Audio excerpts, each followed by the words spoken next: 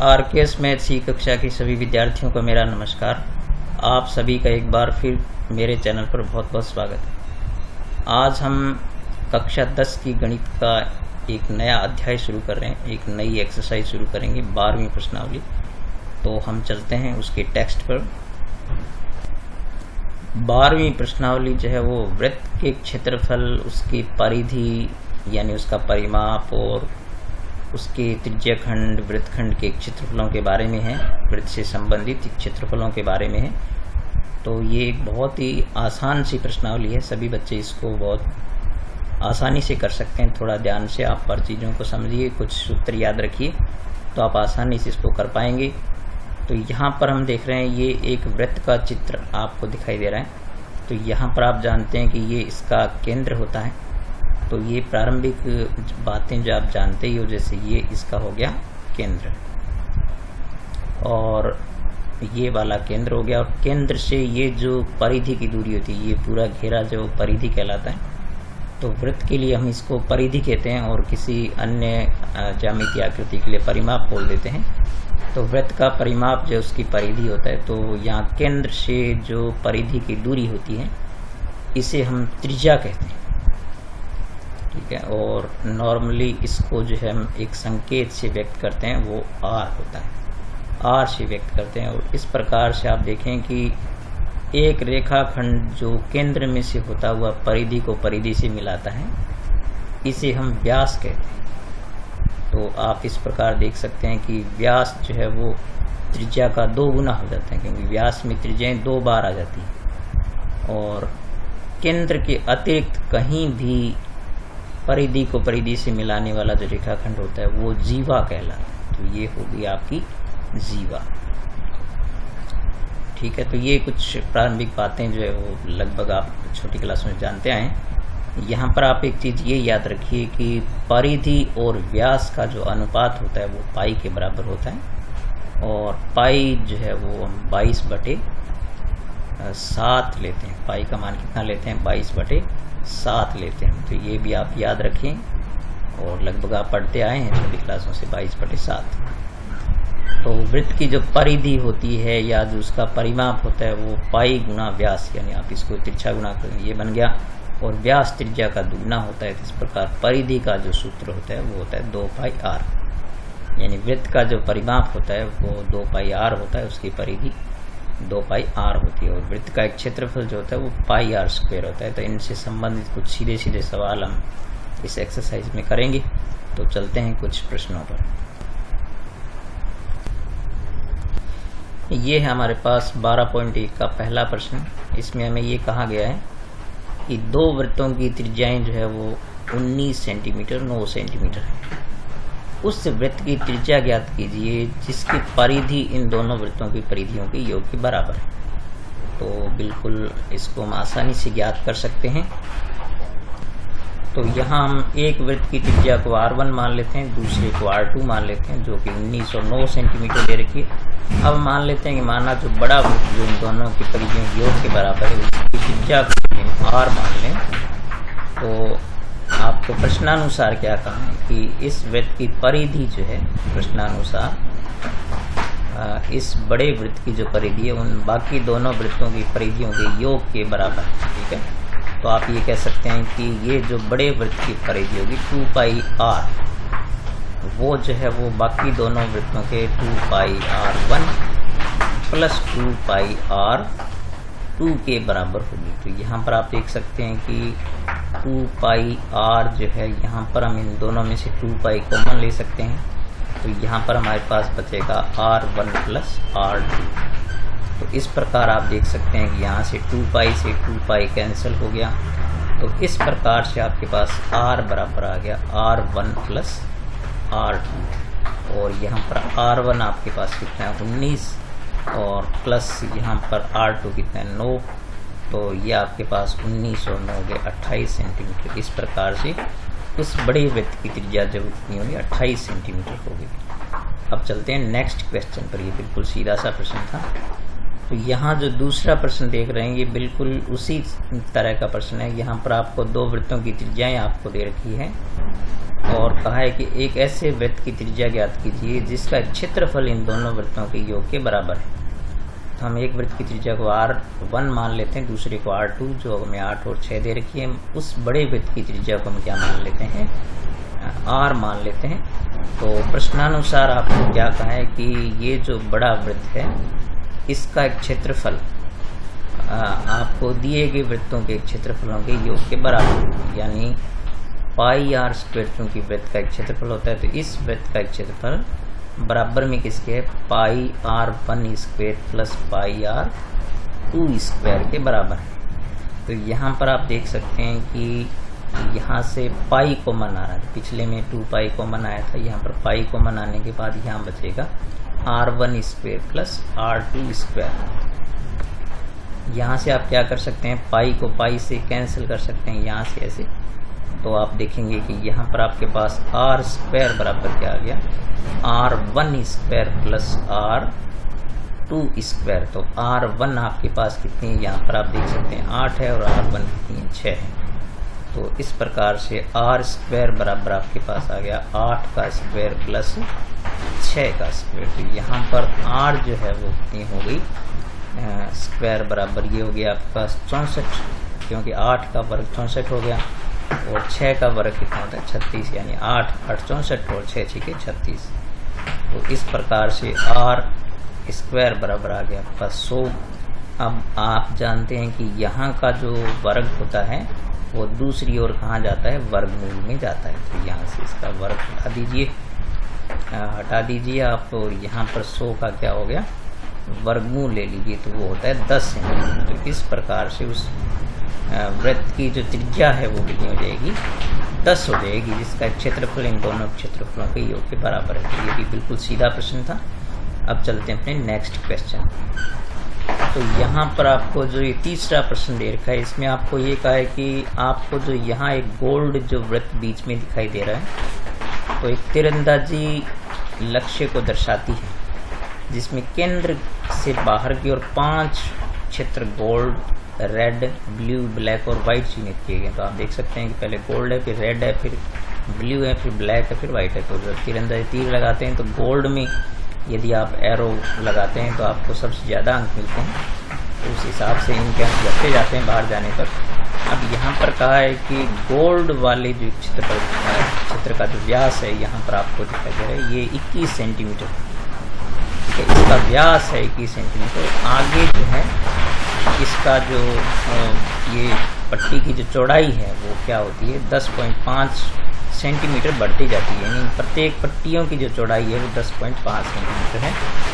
तो हम क्या करेंगे, सबसे पहले इसका क्षेत्रफल निकालेंगे और फिर इसमें जो 10.5 जोड़ देंगे तो वो इस बड़े का क्षेत्रफल हो जाएगा। इस प्रकार से प्रत्येक बाहर वाले में से अंदर वाले का क्षेत्रफल घटाते जाएंगे, और इस प्रकार से हमें जो है वो इसका क्षेत्रफल प्राप्त हो जाएगा। यहाँ पर हम देखेंगे कि सबसे पहले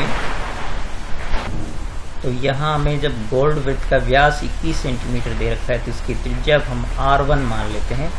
तो ये त्रिज्या जो आपकी कितनी होगी, 21/2, यानी आप 21 में 2 का भाग देंगे तो आपके पास ये त्रिज्या आ जाएगी 10.5 सेंटीमीटर। तो हम इसका क्षेत्रफल को हम A1 नाम दे देते हैं, क्योंकि हमें कई क्षेत्रफल ज्ञात करने हैं, तो हम इस A1 जो है इसका नाम दे दिया। तो ये हो गया पाई R स्क्वायर। तो पाई का मान आप जानते हैं कितना होता है, 22/7, और R1 आपके पास कितनी है, 10.5 का स्क्वायर हो जाएगा। यहाँ पर हम इसको सरल करेंगे तो ये हो गया 22/7, और इंटू यहाँ पर 10.5 को हम 2 बार लिखेंगे क्योंकि वर्ग है यहाँ पर।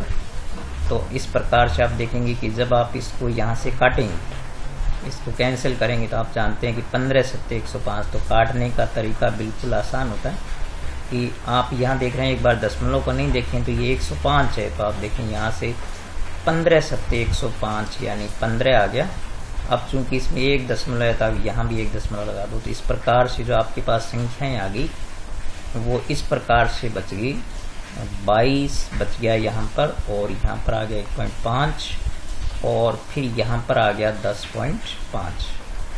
अब गुणा करना भी कोई मुश्किल नहीं होता। आप क्या करें, पहले 22 को 15 से गुणा करें, और जो गुणनफल आता है उसको 105 से गुणा करें, तो ये जो आपके पास इस प्रकार से आएगा 3465, ठीक है। और यहाँ पर आप देखें चूँकि एक जीरो भी आएगा तो यहाँ पर 1 दशमलव इसका और 1 दशमलव इसका, तो यहाँ पर जो है वो इस प्रकार से 346.50 वर्ग सेंटीमीटर ये जो इसका एक क्षेत्रफल ज्ञात हो गया। ये वर्ग इकाई में क्षेत्रफल होता है। तो इस प्रकार से इस गोल्ड वृत्त का क्षेत्रफल जो है कितना आ गया 346.5 आ गया। अब हम पहले देखेंगे कि जो रेड वृत्त है उसकी त्रिज्या कितनी होगी। तो सबसे पहले हम लेंगे रेड वृत्त की त्रिज्या। तो रेड वृत्त की त्रिज्या को हम R2 नाम दे देते हैं। तो आप देखेंगे कि R2 कितनी हो जाएगी, क्योंकि उसकी जो मोटाई है, प्रत्येक पट्टी की जो चौड़ाई है, यहाँ पर लिख देते हैं, यहाँ पर प्रत्येक पट्टी की चौड़ाई, प्रत्येक पट्टी जो आपको यहाँ पर बताइए, प्रत्येक पट्टी की चौड़ाई जो है आपको इतनी कितनी दे रखी है 10.5 सेंटीमीटर दे रखी है। तो R2 कितनी हो जाएगी, क्योंकि इसकी गोल्ड वाले की त्रिज्या कितनी थी 10.5 थी, और 10.5 में ये लाल की पट्टी की चौड़ाई जब वो जुड़ जाएगी तो ये भी 10.5 होगी। इस प्रकार से आप देखेंगे कि ये हो जाएगी 21.0, यानी ये हो गया आपके पास 21 सेंटीमीटर, ठीक है। तो अब हम रेड वृत्त का एक क्षेत्रफल निकाल सकते हैं। तो इस प्रकार से आप देखेंगे कि रेड वृत्त का एक क्षेत्रफल, रेड वृत्त का क्षेत्रफल आपके पास कितना हो जाएगा, इसको हम A2 नाम दे देते हैं। तो रेड वृत्त का क्षेत्रफल A2 हो जाएगा पाई R2 स्क्वायर। तो पाई आपके पास कितना है 22/7, और R2 आपके पास है 21, तो 21 का स्क्वायर हो जाएगा। तो ये हो गया 22/7 इंटू 21 गुणा 21, ठीक है। अब आप क्या करेंगे, यहाँ से इसको कैंसिल कर सकते हैं, 7 दिए 21। तो यहाँ पर आप इस प्रकार देख सकते हैं कि 21 दिए 63, तो 22 को हम किससे गुणा कर देंगे, 21 दिए 63 से गुणा कर देंगे। तो ये आपके पास हो जाएगा 22 दिए 66, और 22 6 132, और 6 कितने हो गए 138 हो गए। तो इस प्रकार से आप देख सकते हैं कि इसका जो क्षेत्रफल आ गया वो आ गया आपके पास 1386 वर्ग सेंटीमीटर आ गया। अब हम पट्टी का क्षेत्रफल जब ज्ञात करेंगे तो आप देख सकते हैं चूंकि रेड वाले के अंदर गोल्ड वाला बन रहा है, तो रेड पट्टी का जो क्षेत्रफल होगा वो होगा रेड वाले का क्षेत्रफल माइनस गोल्ड वाले का क्षेत्रफल, उसको घटा देंगे। तो इस प्रकार से इसका आंसर आएगा। नेक्स्ट पेज पर चलते हैं। तो इस प्रकार से आप देखेंगे कि रेड पट्टी का जो क्षेत्रफल होगा वो A2 यानी जो आपने दूसरा एक क्षेत्रफल निकाला उसमें से गोल्ड वाले घटा देंगे। तो जो आपका ये 1386.0 मैंने इसलिए लिया है क्योंकि इसमें दशमलव की संख्या है। तो आप बिना दशमलव की संख्या में से दशमलव की संख्या घटाएं तो आप इस 0.0 मान लें, इस प्रकार घटाएंगे तो आपके पास ये 1039.5 जीरो आप चाहें तो ले सकते हैं, इतना वर्ग सेंटीमीटर आएगा। तो ये आपका पहला आंसर होगा, ठीक है। अब हम आगे जो है वो हमारे पास जो पट्टी है वो है, तो आगे आप यहाँ पर देख सकते हैं कि आगे वाली पट्टी जो है वो ब्लू कलर की है। तो ब्लू पट्टी की जो त्रिज्या है वो उसको हम कैसे लेंगे, तो पहले हम लिखेंगे ब्लू पट्टी की त्रिज्या। तो हमें पता है कि हम हर पीछे वाली त्रिज्या में जो है क्या करेंगे 10.5 जोड़ते जाएंगे। तो वो त्रिज्या जो है वो R3 नाम देंगे उसको, क्योंकि R2 पहले हम ले चुके हैं। तो वो हो जाएगी R2 प्लस 10.5। हर बार आप कितना जोड़ते जाएं 10 पॉइंट। तो R2 आपके पास कितनी थी 21, तो इसको 21.0 ले करके इसमें 10.5 हम जोड़ देंगे। तो ये आपके पास हो जाएगी 31.5 सेंटीमीटर, ठीक है। अब हम क्या करेंगे, ब्लू वृत्त का क्षेत्रफल निकाल लेंगे।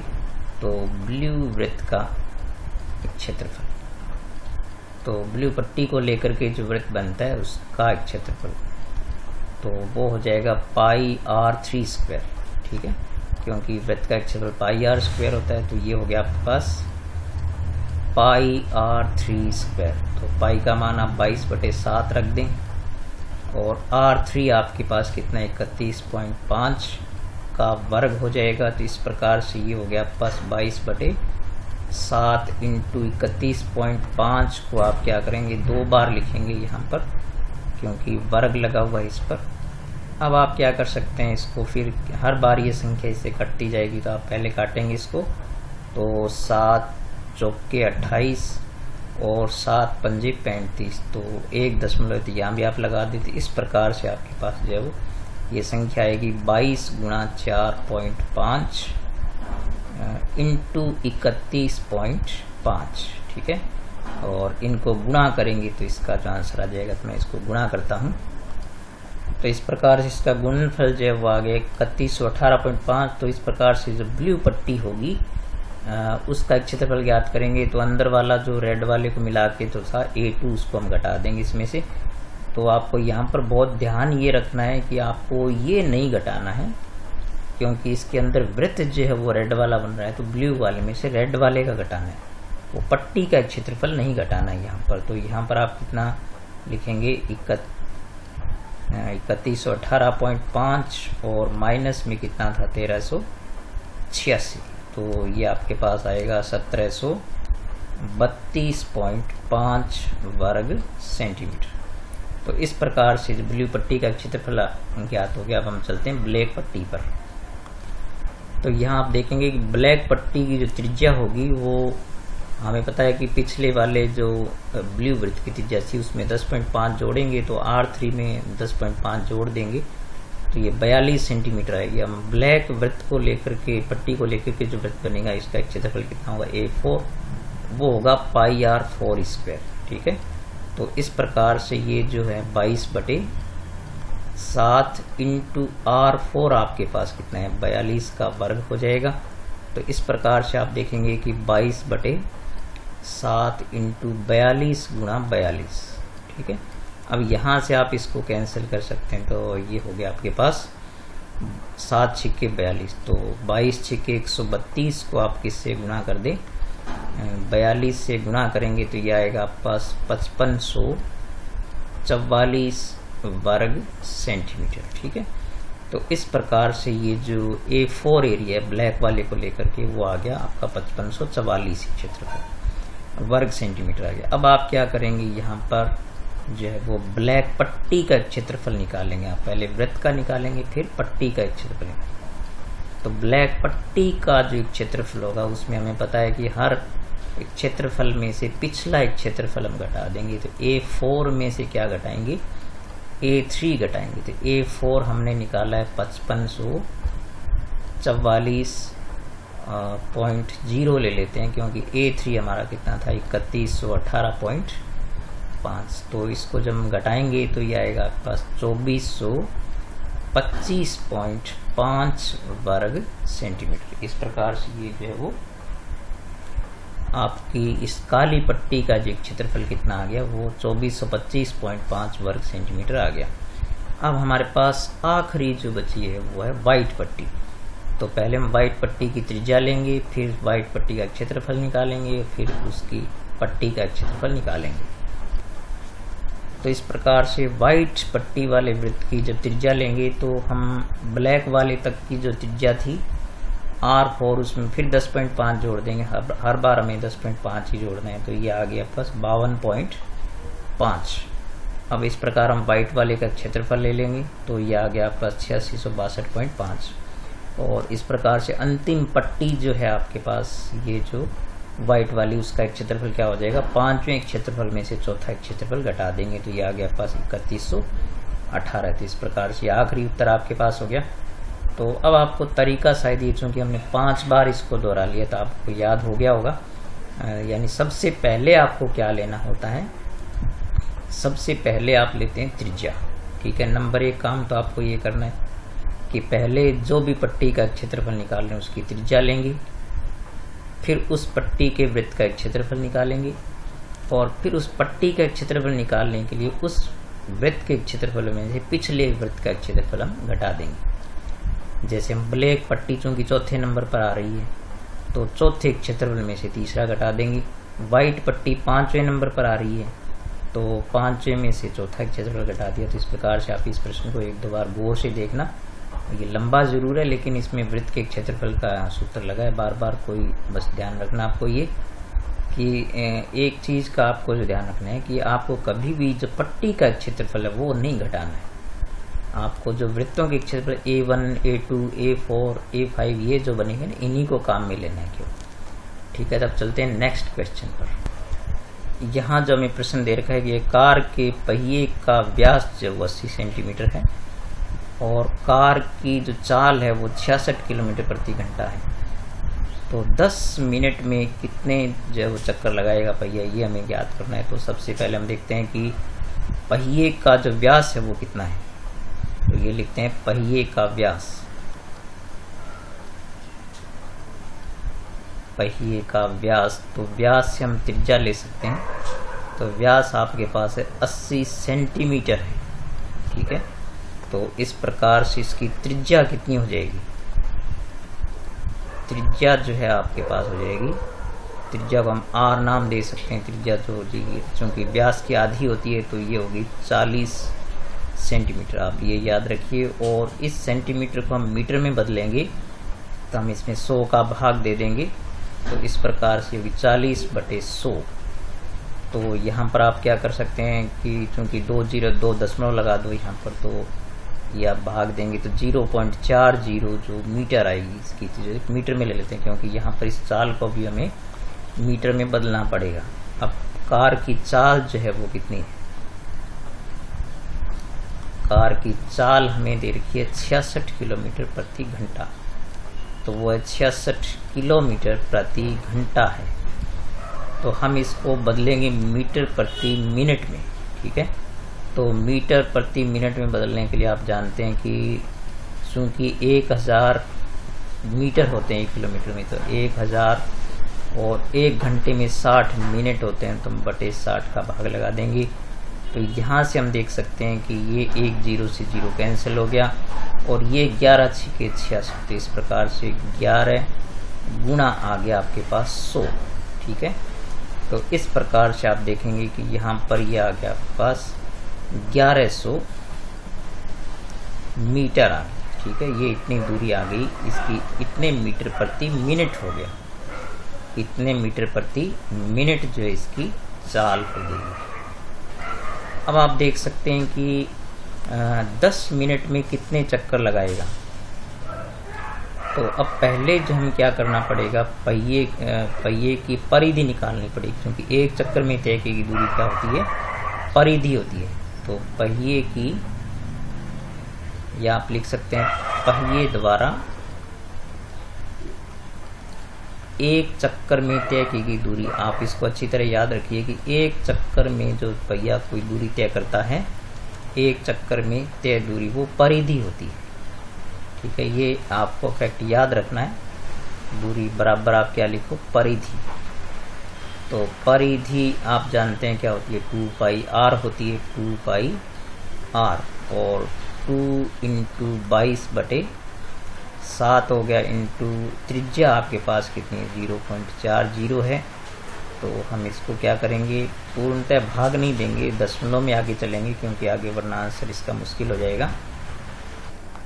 तो जब आप इसको गुणा करेंगे तो ये आपके पास आएगा 22 दूनी 44,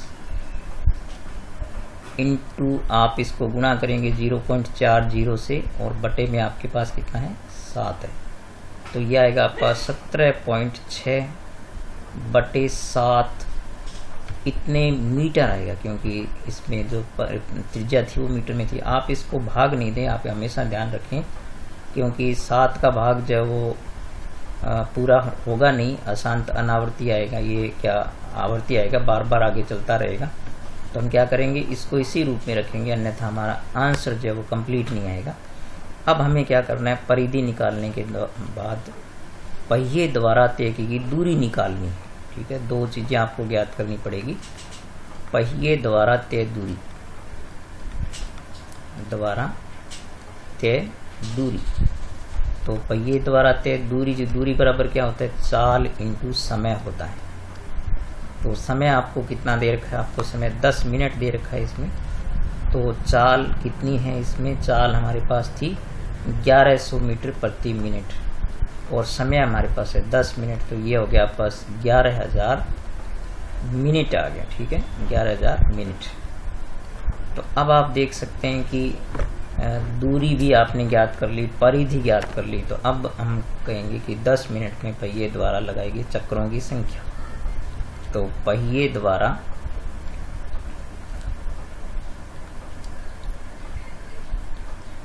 लगाए गए चक्करों की संख्या, चक्करों की संख्या। तो वो चक्रों की संख्या जो है वो क्या होती है, इसका एक सूत्र आप याद रखें, कुल दूरी बटे परिधि, यानी पहिए द्वारा तय की गई कुल दूरी बटे परिधि। तो पहिए की परिधि जो है उसका भाग दे दें आप पहिए द्वारा तय की गई कुल दूरी में, ये सूत्र आप अच्छी तरह याद रखें। तो कुल दूरी कितनी तय हुई थी, 11,000 मीटर, और परिधि कितनी थी, 17.6/7।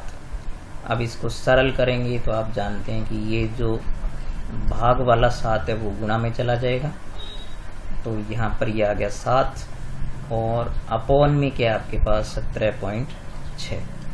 अब आप इसका दशमलव हटाएंगे तो 1 शून्य इसके साथ और ऐड कर लेंगे, तो ये हो गया 1 2 3 4 जीरो हो जाएंगे, अपॉन में 7, और बटे में कितना हो गया 176।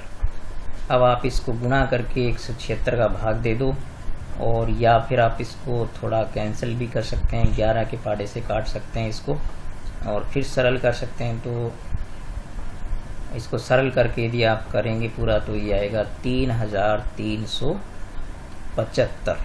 ठीक है, इतने जब चक्कर लगेंगे।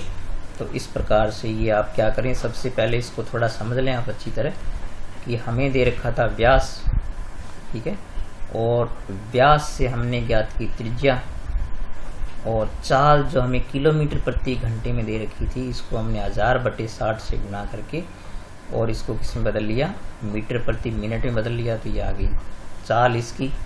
अब पहिए द्वारा एक चक्र में तय की दूरी आपको याद रखना ये परिधि होती है, और परिधि निकालने के बाद पहिए की परिधि निकाली, फिर पहिए द्वारा तय की गई कुल दूरी होती चाल इंटू समय, तो ये हो गया आपके पास 11,000 मीटर। अब चक्रों की संख्या का ये सूत्र आप याद रखें, कुल दूरी बटे परिधि, कुल दूरी बटे परिधि आप इसको सरल करेंगे तो ये आ गया 3,375।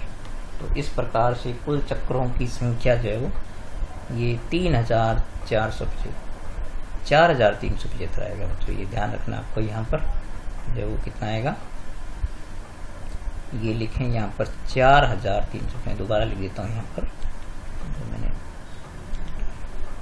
4,375 आएगा। ठीक है, तो इस प्रकार से चक्रों की संख्या आप ज्ञात कर सकते हैं। अब इसका एक सवाल और बचा, उस पर चलते हैं। यहाँ पर हमें कहा है कि एक वृत्त का परिमाप और क्षेत्रफल संख्यात्मक रूप से बराबर है। तो परिमाप और क्षेत्रफल संख्यात्मक रूप से बराबर है, तो चूंकि आप लिखेंगे कि वृत्त का क्षेत्रफल व परिमाप, और परिमाप को आप क्या कहते हैं, परिधि। परिमाप का क्या नाम होता है, परिधि।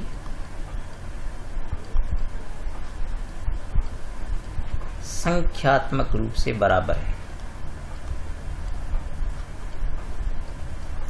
रूप से समान है, मतलब बराबर है।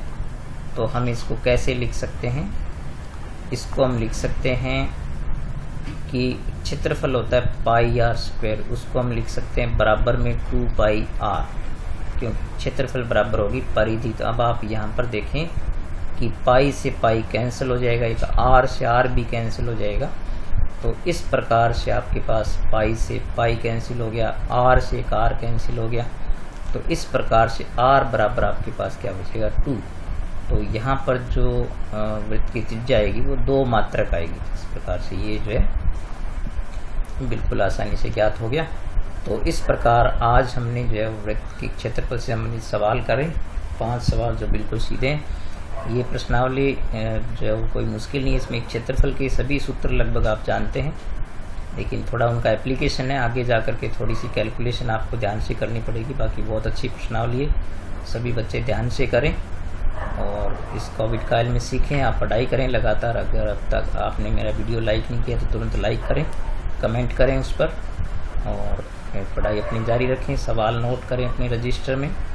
और अभी चूँकि हाउस होल्ड सर्वे चल रहा है तो टीचर्स जो अब आपके मैं भी आपके जो मेरे क्षेत्र में मेरे स्कूल के जितने विद्यार्थी वहाँ मिलने की कोशिश करूँगा आने वाले दिनों में। और आप अपने टीचर से मिलिए, उनसे चेक कराइए। ठीक है, मिलेंगे बच्चों नेक्स्ट वीडियो में, तब तक नमस्कार।